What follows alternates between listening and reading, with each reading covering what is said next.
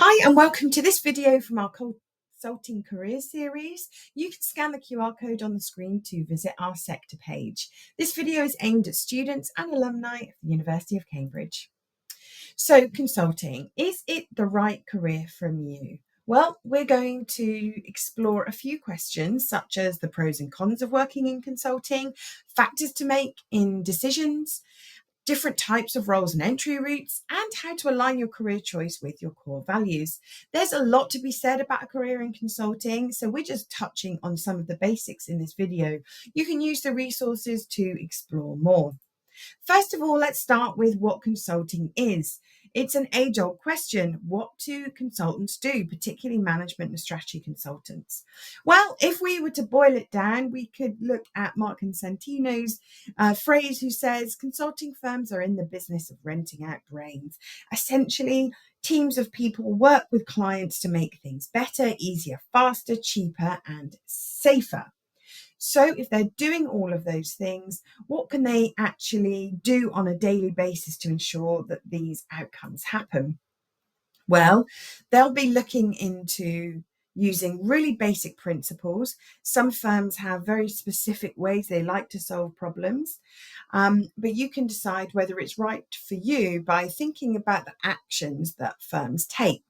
So consulting firms are essentially there to either increase profit, look at business transformation, maybe increase the market share of a company, to meet sustainability goals perhaps.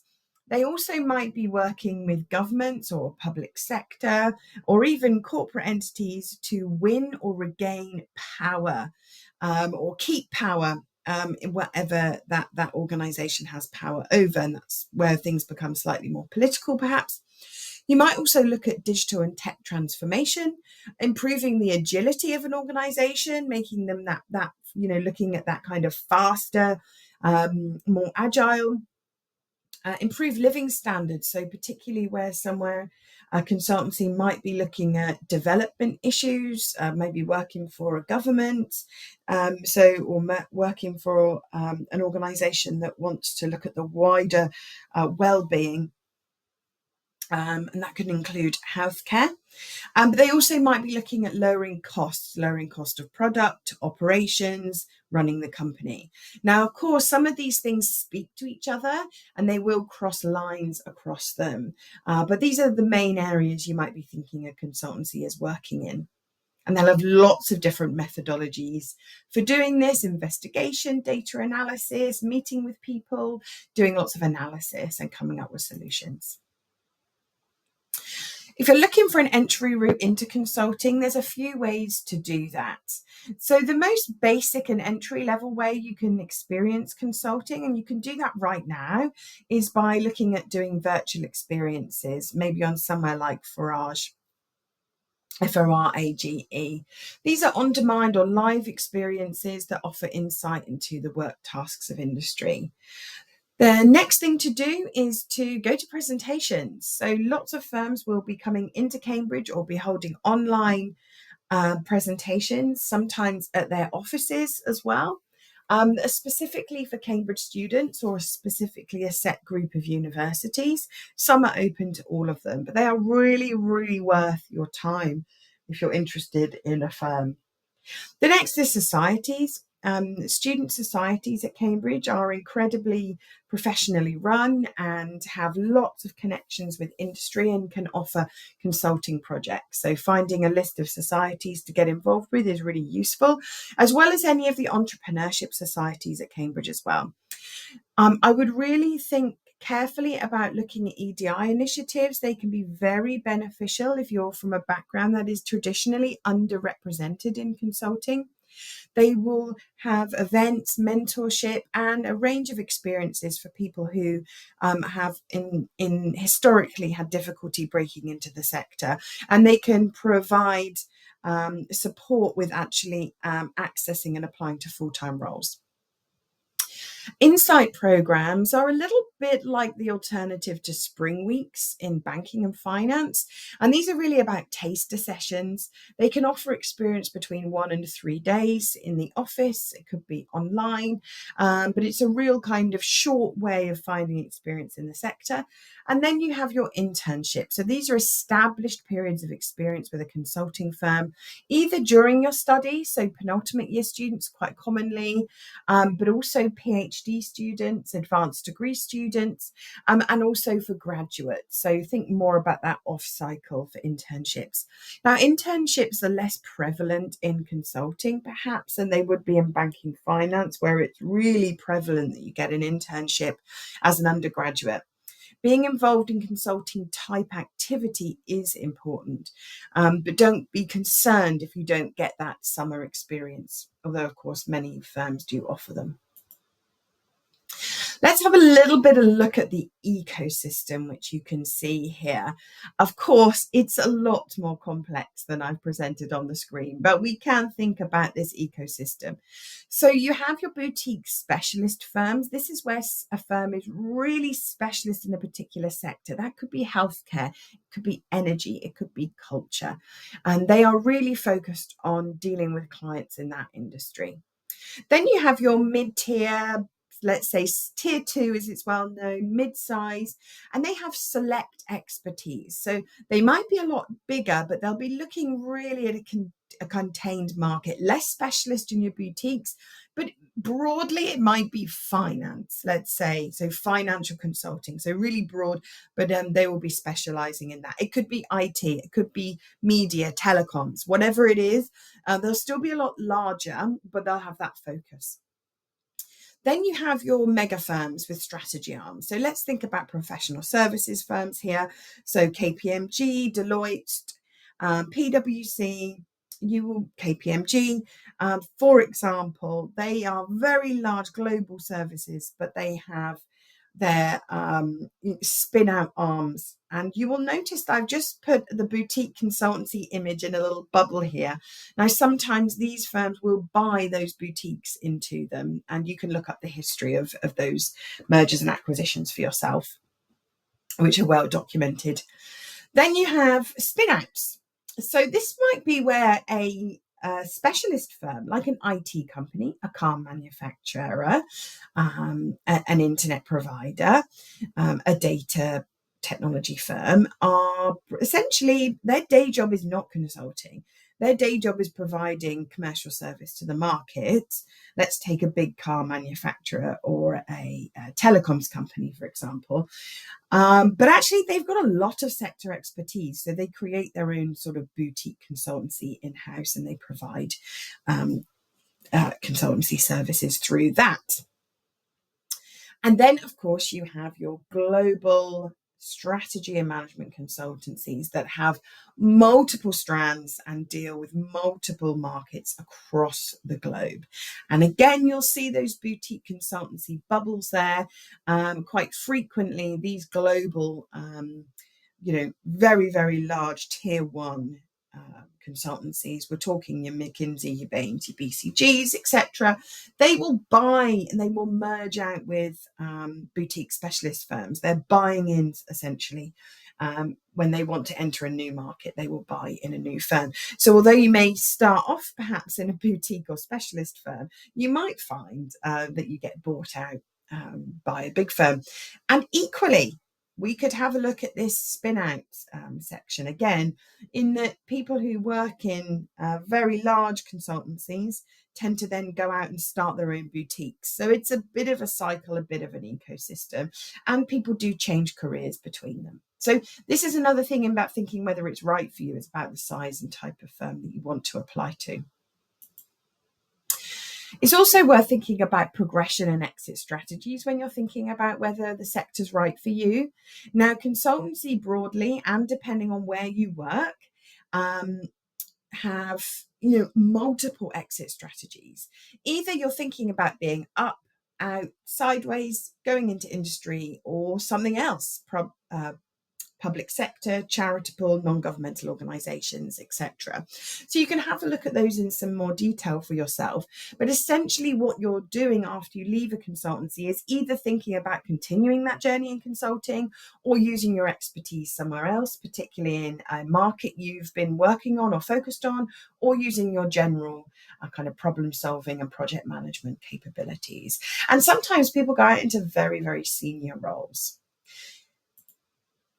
Okay, so how do you make a decision about consulting? And this is really important, though it might be the bit of the video you want to skip because it's not about salary and not about roles, but probably the most important in thinking about how you make a decision for yourself. The first thing to do is think about the biases that you might have. So are you going into this sector or thinking about this sector because everybody else is, it seems like? Is it because a lot of people from your course or your college are going into it? Is it that you have a perception that there's lots of money in these roles and that's something that you want? Are you thinking about, hey, actually, I don't know what I want to do. Consulting seems like a good idea. It's essentially an extension of university, perhaps.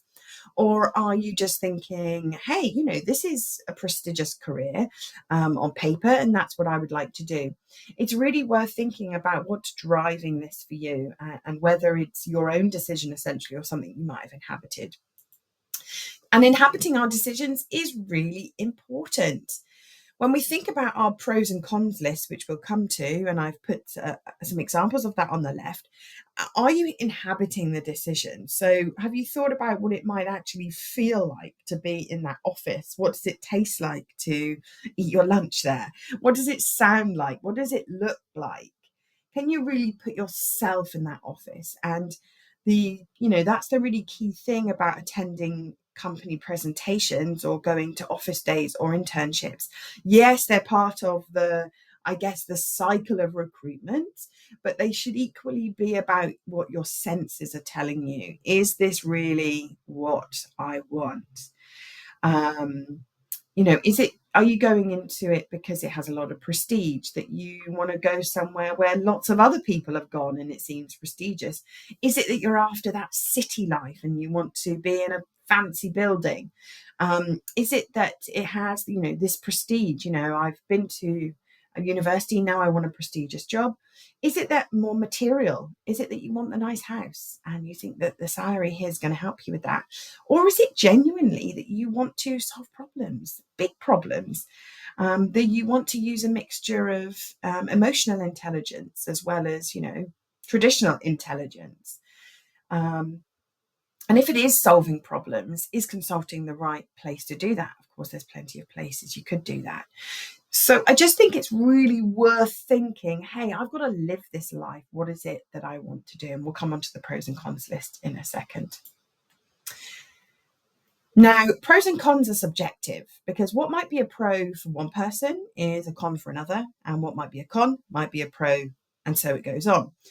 Here I have just illustrated some of the common themes of pros and cons that tend to come across my desk when I'm talking about clients who want to go into this sector. So the pros tend to be the image of salary, compensation, the bonus, working with clients that are world leaders sometimes, or at least industry leaders. You want to be inside the room. You want to be part of the solution. It does use a great amount of intelligence. There can be some really complex problems and some challenges. And large consultancies in particular are well known for their learning and development, as well as boutiques are really well known for their mentorship because of proximity to leadership. So those might be things that are in your pros.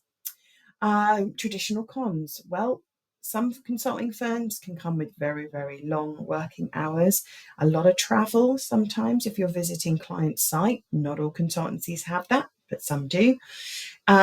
You can, at a junior level, sometimes have a lack of decision making. You might have control over your own projects, but the type of clients that you take on, maybe not. And it can be repetitive, perhaps, in the early stages. Although, you have to work as a consultant to really know if that's true. And then there are the ethical implications. What do we mean by that? Well, this will come into later when we talk about aligning your values with your career. If you are a multinational, large, global, corporate consulting firm, even if it deals with lots of different sectors: education, health, wealth, healthcare, medicines, pharma, public policy, government. Consultancies really are driven by, the client, where they can win contracts, where they can be dominant in industry. And sometimes that means you might take on clients that are not in line with maybe some of your own values. Now, that's completely personal. So, we couldn't necessarily say, working with a particular government is a bad thing, or working with an oil and gas company is a bad thing. Those things might just be down to your personal preference. But it is key to think about your own values and your own kind of mission for being a consultant, and how much power, again, you have over those clients. So it's really worth looking essentially into the reputation of the firm, the client base they have, and we'll cover that a little bit more. And again, you literally might not care about that. You might just be like, let me get on a project. I just want to be a consultant. So let's have a look at aligning your values to the sector. Now, what does that mean? That kind of carries on from what we were talking about before around the pros and cons. So about, why you want to go into consulting, who you're doing it for, the types of clients that you would like, the types of projects you would like. Let's have a think about actually, how do you decide whether a firm is right for you? What is it that you can do to really consider whether it's right for you? Now, there'll be personal things like location, salary, size of team.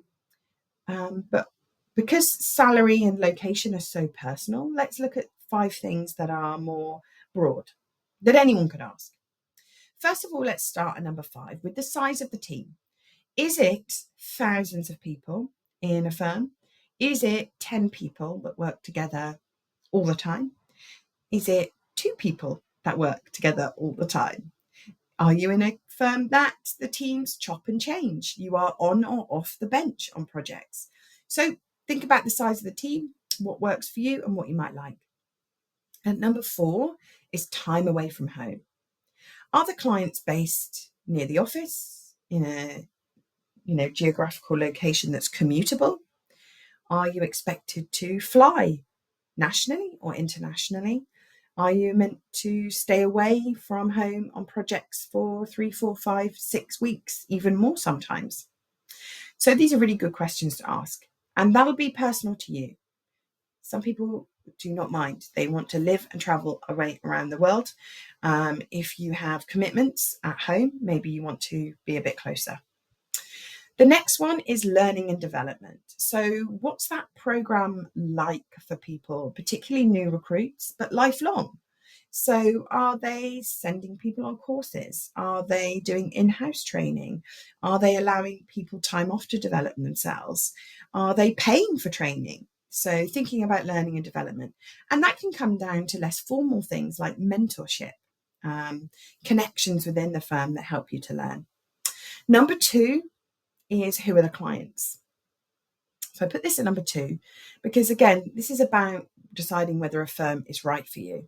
Are the clients the people you want to be helping? Are they firms, organizations, individuals that you feel are people you would like to spend your time helping? And number 1, what is the work? What are you going to be spending your time doing? So are you going to be spending your time in meetings, doing presentations, creating presentations, doing data analysts? How do you carry out that work? Who is it with? How do you spend your time? So actually getting down to what is the work. So these are the 5 things I would check if I was looking to work at a firm, not just consulting, actually, any firm. There's some other considerations which I have discussed, and I'd like to just kind of draw this out a little bit to make it a bit more real. So size really matters here. So boutiques and specialist firms really sell themselves on that sector niche, and that's what makes them successful. There's lots of articles. I've put one from Source Global Research, the title on the screen there, and then also included a video from our own My Journey into Consulting offer series, which you can access to watch. When these people and they talk about, the pulling power of sector expertise, what do you get differently? And then on the right hand side here, you'll see, I guess, what it's like to work at a really big firm. So this is the induction from Deloitte, a larger firm. You can see how many people are in the room there. That's very different to working in a 10-person team. And then also I just included one of the presentation side from, a large financial organization, where they're using a very large consultancy to support them with some of their research. So just thinking about those things like the clients and, the size of the organization, you essentially have to live this role. So it's worth thinking about that. And how do you make decisions about your values? I mean, that is so personal and depends on what you want. But a really kind of interesting way to think about this is to think about the 17 goals of sustainable development. What impact is it that you want to be actually having on the world? And what do you want your consultancy to be doing? So you might think about researching firms that are aligned to these goals, or at least do work around these goals. You might not, by the way. You might just want to do work that is completely just aligned to making as much money as possible for whatever client it is, to make sure that your firm is the market leader. But you may not. You may want to think about, hey, actually, are there consultancies that are doing work in these areas? And there absolutely are. And Cambridge has some links with some of them, which you can find in the consultancy directory. Now, there are some resources that you can access at Cambridge to help you learn a little bit more. I mentioned the consultancy directory, you can see on the right-hand side there. I also recommend Case Coach, which we pay for a subscription for Cambridge students. You can go in and have a look at some case examples, see if it's right for you. Would you like to be working through those types of cases? And we've got the recruitment guide there, which you can get from the sector page. And that gives you an idea of the recruitment process. Is that going to be right for you? You can decide.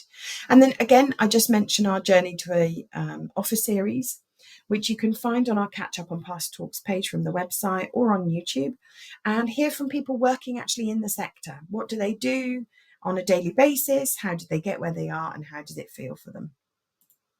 So here's some next steps for you. Write a list of your motivations to work in consulting. Think about those bias questions at the beginning of the video.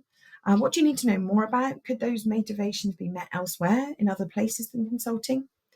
Think about your experience in the sector. Have you got lots of experience and that's really helped you make a decision? Have you got no experience at all? And now might be the time to think about reaching out to firms, attending events. Consider why consulting careers fit with your personal values. So it's a really good time to think about what you want to get from a career, maybe write a list out, do some mind mapping. How do your values align with the firms you're applying to? And what can you do now to prepare? So yes, applications, you want to be thinking about preparing whatever stage of the year you're in, but also about your identity as someone who's going to go and work in this sector. How are you going to present yourself as a future consultant? Thanks very much for listening. You can find all the resources I mentioned either in the chat box below or through www.careers.cam.ac.uk. You can also attend our events and book appointments on Handshake. It's been great to spend this time with you. Do see the rest of the videos in the series.